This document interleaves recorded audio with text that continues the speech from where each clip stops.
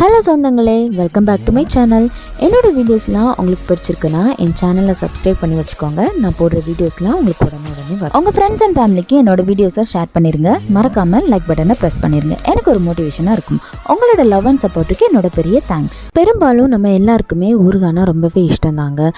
சாப்பாடு கூட தொட்டுக்கிறதுக்கு பழைய கஞ்சி சாப்பிடும்போது அந்த ஊறுகாய் வச்சு தொட்டு சாப்பிடும்போது அவ்வளோ டேஸ்ட்டாக இருக்கும். அது ரொம்ப ஹெல்த்தி இல்லைன்னு எல்லாரும் சொன்னாலும் நம்ம அதை கொஞ்சமாக தொட்டுக்கும் போது அது நமக்கு அந்த ஃபுட்டுக்கு ஒரு நல்ல ருசி கொடுக்குமே தவிர நம்ம உடம்புக்கு எந்த வித கெடுதலும் கொடுக்காது.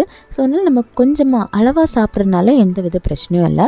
நான் இன்றைக்கி சால கருவாடில் ஒரு சூப்பரான கருவாடு ஊறுகாய் தான் நான் எப்படி பண்ணணும்னு சொல்ல போகிறேன். இந்த கருவாடு ஊறுகாய் அவ்வளோ டேஸ்ட்டாக இருக்கும். தயிர் சாதத்துக்கு மட்டும் இந்த கருவாடு ஊறுகாய் நீங்கள் தொட்டுக்க வேண்டாம். மற்றபடி வேறு எந்த சாதத்துக்கு கூட நீங்கள் இந்த ஊறுகாய் வச்சு சாப்பிட்லாம். அவ்வளோ டேஸ்ட்டாக இருக்கும். வாங்க நம்ம எப்படி பண்ணலான்னு பார்க்கலாம். நான் இங்கே சால கருவாடை எடுத்திருக்கேன். மத்தி மீன் சொல்லுவாங்கள்ல, அந்த கருவாடை நல்லா வாஷ் பண்ணி மசாலாலாம் தடவி நல்லா ஃப்ரை பண்ணி அதை சின்ன சின்ன பீசஸாக நான் எடுத்து வச்சுருக்கேன். ஸோ நம்ம இனி ஊறுகாய் செய்ய ப்ராசஸ் ஆரம்பிச்சிடலாம். ஃபஸ்ட்டு நம்ம இந்த கருவாடு ஊறுகாய்க்கு டேஸ்ட் கொடுக்கக்கூடிய ஒரு சீக்ரெட்டான ஒரு பவுடரை தான் நம்ம ரெடி பண்ண போகிறோம். இந்த பவுடர் தான் இந்த ஊறுகாய்க்கு ரொம்பவே டேஸ்ட் கொடுக்க போகுது. ஸோ அதுக்கு நம்ம கடுகு ஒரு 3 டீஸ்பூன் எடுத்துக்கலாம்.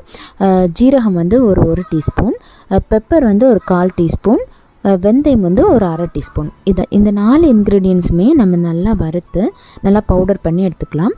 கருகாமல் கொஞ்சம் பதமாக பார்த்து சிம்மில் வச்சு நல்லா வறுத்து பவுடர் பண்ணி எடுத்து வச்சுக்கோங்க.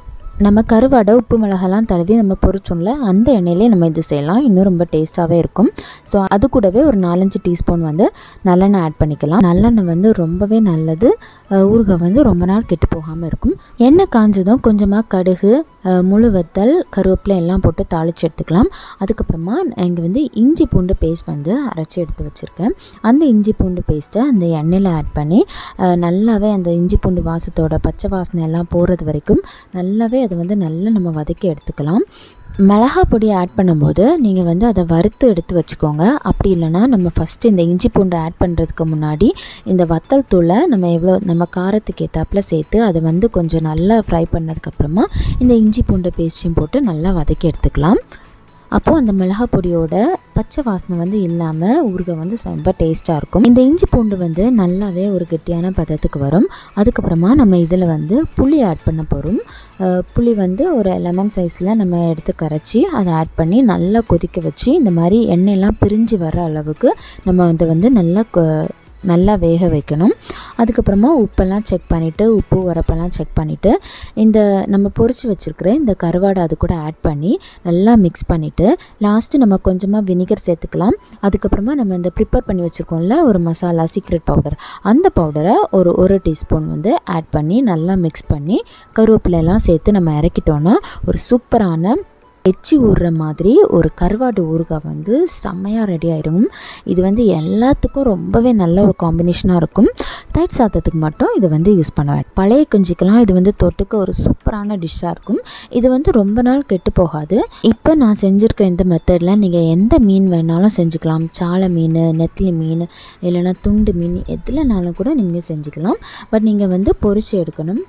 ஃப்ரெஷ்ஷான மீனில் நீங்கள் செய்கிறீங்கன்னா நல்லா வாஷ் பண்ணி உப்பு மிளகெல்லாம் ஆட் பண்ணி நம்ம நார்மலாக சாப்பிட்றதுக்கு கொஞ்சம் இதாக தான் பொரிச்சு எடுப்போம்.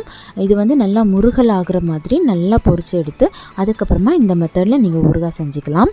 எல்லா வித கருவாடுலேயும் இந்த மாதிரி நீங்கள் ஊறுகாய் செஞ்சு எடுத்து சாப்பிட்லாம். ரொம்பவே சூப்பராக இருக்கும். ஸோ நீங்களும் இதை வீட்டில் ட்ரை பண்ணிவிட்டு இந்த ரெசிபி எவ்வளோ சூப்பராக இருந்துச்சுன்னு நீங்கள் கமெண்ட்ல உங்களை சஜஷனை கொடுங்க. இன்னும் ஒரு நல்ல வீடியோவோட உங்களை மீண்டும் சந்திக்கிறேன். ஹோம் மேக்கர் லோரா சேனலை சப்ஸ்கிரைப் பண்ணிடுங்க. உங்களோட அன்பும் ஆதரவும் எனக்கு எப்போவுமே தேவை. Keep supporting me. இந்த வீடியோ பிடிச்சிருந்தா மறக்காமல் லைக் பண்ணுங்கள், ஷேர் பண்ணுங்கள், கமெண்ட் பண்ணுங்கள். எனக்கு ஒரு நல்ல மோட்டிவேஷனாக இருக்கும்.